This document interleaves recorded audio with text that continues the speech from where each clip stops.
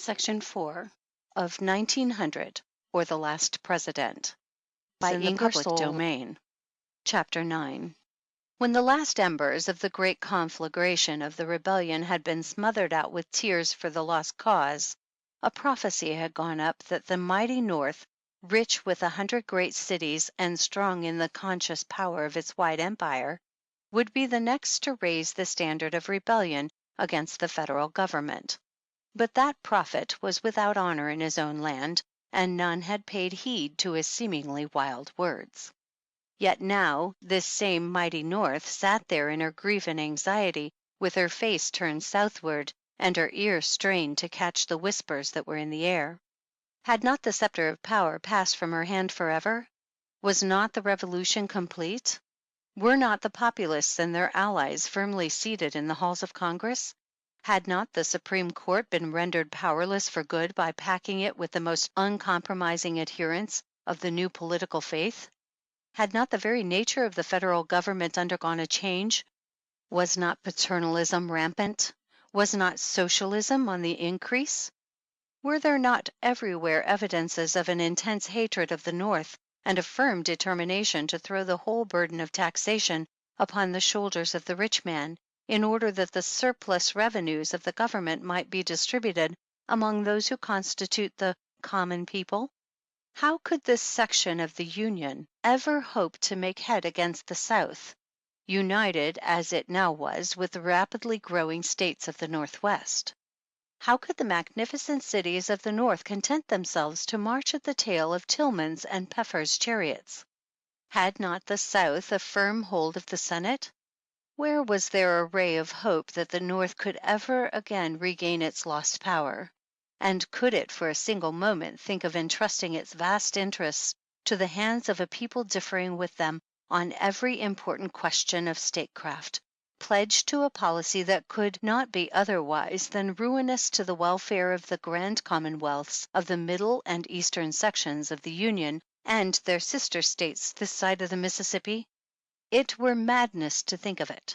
The plunge must be taken, the declaration must be made. There was no other alternative save abject submission to the chieftains of the new dispensation, and the complete transformation of that vast social and political system vaguely called the North.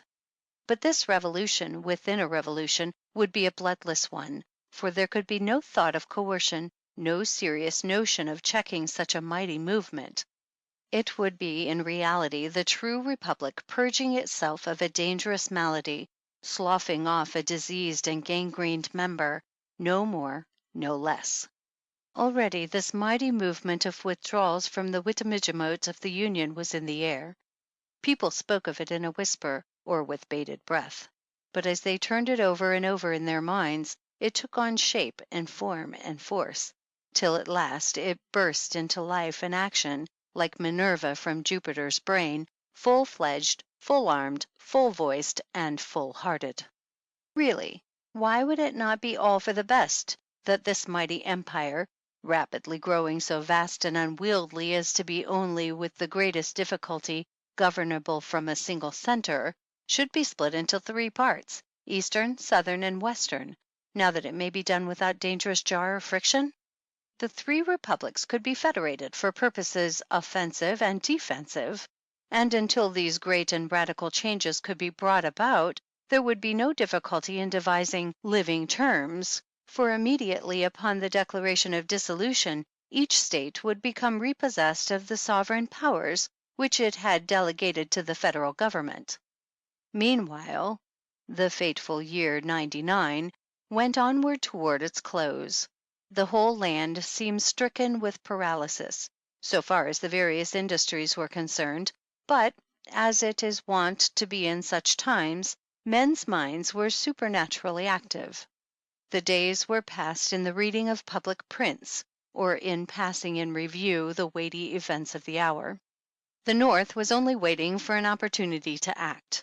But the question that perplexed the wisest heads was, how and when shall the declaration of dissolution be made, and how soon thereafter shall the North and the states in sympathy with her withdraw from the Union, and declare to the world their intention to set up a republic of their own, with the mighty metropolis of New York as its social, political, and commercial center and capital. As it came to pass, the North had not long to wait.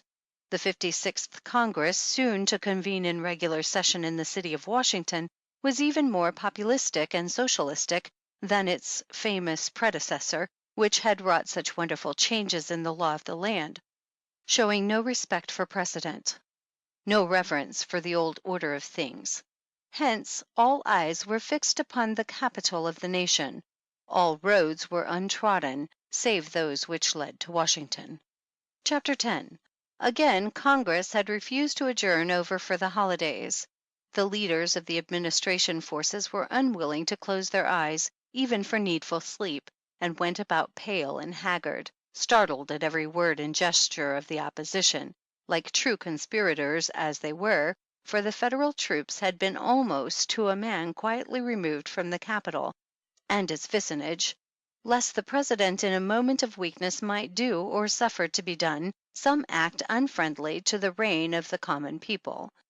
Strange as it may seem, there had been very little note taken by the country at large of the introduction at the opening of the session of an act to extend the pension system of the United States to the soldiers of the Confederate armies, and for covering back into the various treasuries of certain states of the Union such portions of internal revenue taxes collected since the readmission of said states to the Federal Congress as may be determined by commissioners duly appointed under said act.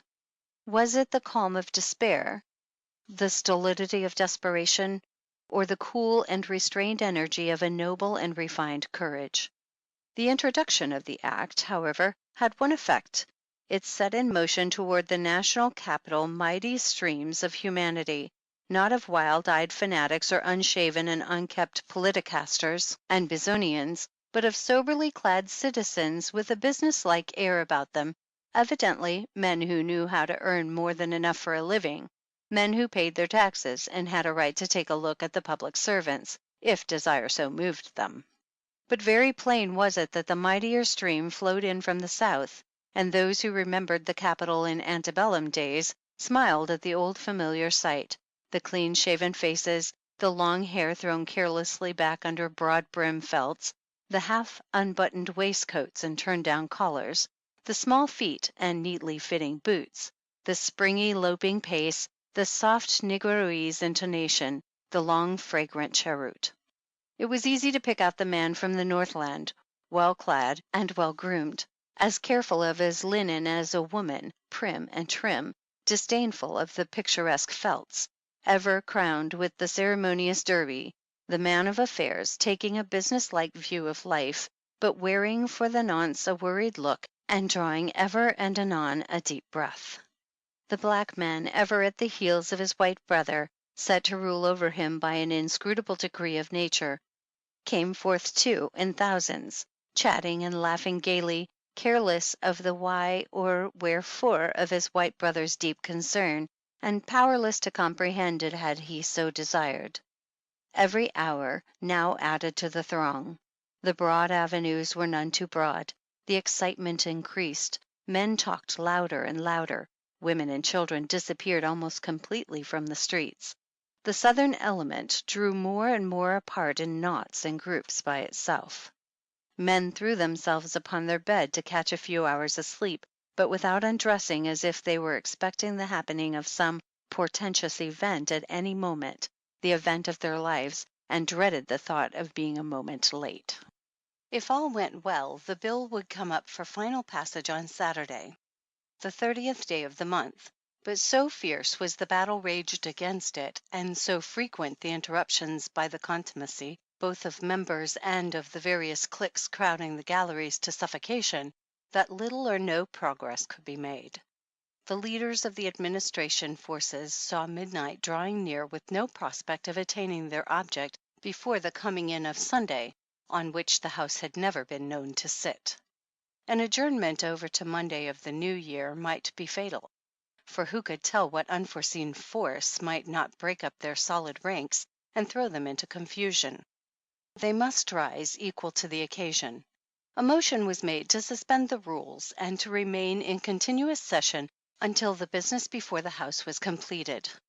Cries of "unprecedented," "revolutionary," "monstrous" came from the opposition, but all to no purpose.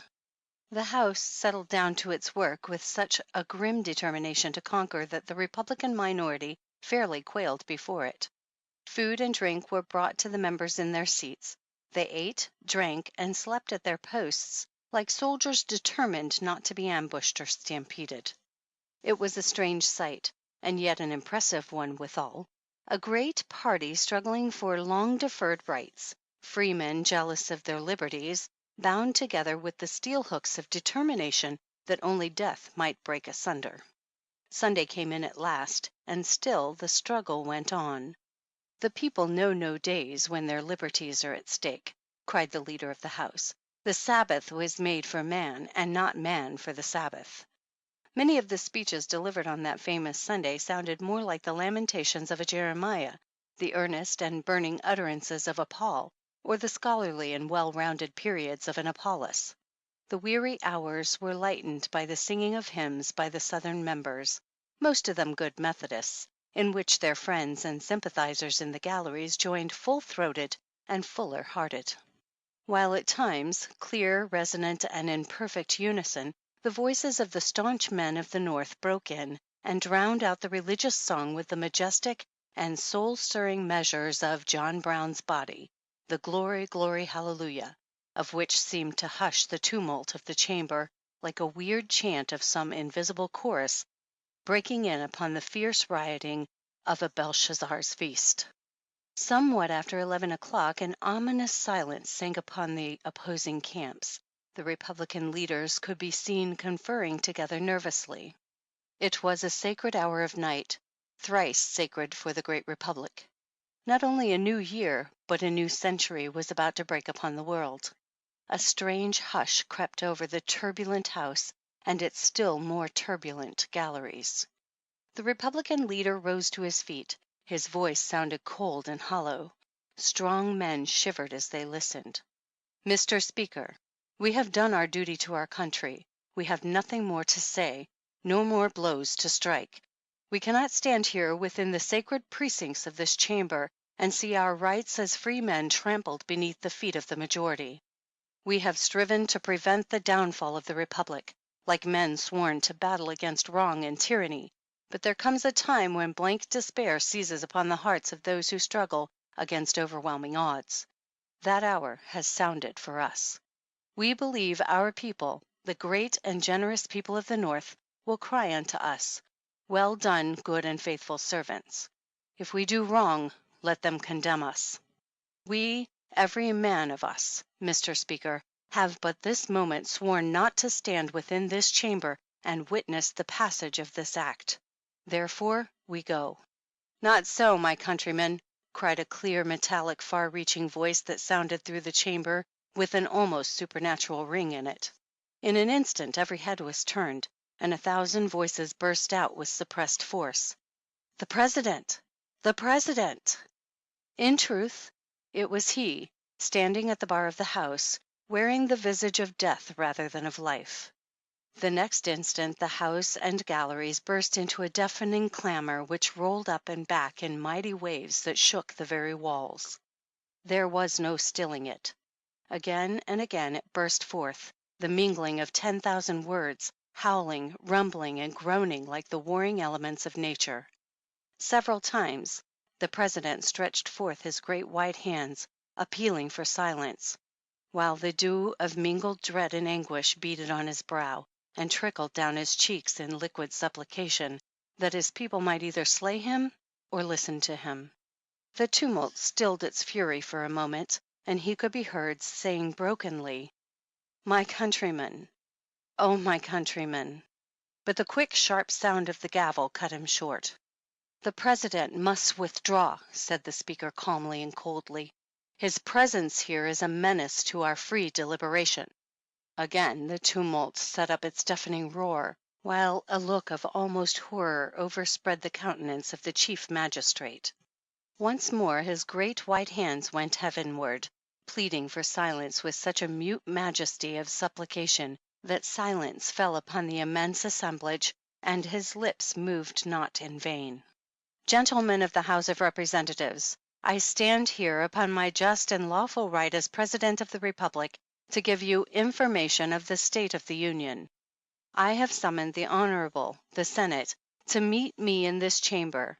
I call upon you to calm your passions and give ear to me as your oath of office sets the sacred obligation upon you. There was a tone of godlike authority in these few words, almost divine enough to make the winds obey and still the tempestuous sea. In deepest silence and with a certain show of rude and native grandeur of bearing, the senators made their entrance into the chamber, the members of the House rising and the Speaker advancing to meet the Vice President. The spectacle was grand and moving. Tears gathered in eyes long unused to them, and at an almost imperceptible nod of the President's head, the chaplain raised his voice in prayer.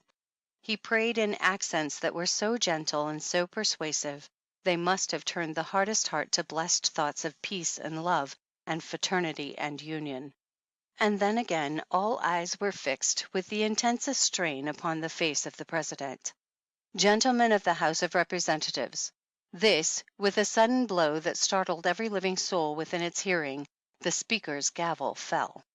"The President," said he with a superb dignity that called down from the galleries a burst of deafening applause, "must not make reference to pending legislation.